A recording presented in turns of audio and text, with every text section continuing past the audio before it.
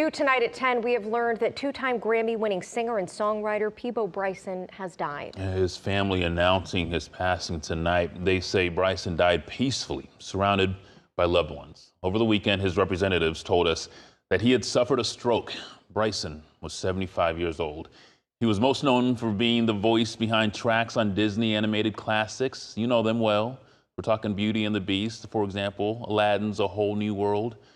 Bryson had lived in the Atlanta area for several decades. Mayor Andre Dickens issued a statement in response to his death, saying in part, Atlanta was proud to call Peabo Bryson one of our own. His career was deeply connected to this city and helped shape Atlanta's rich musical legacy, creativity, and culture.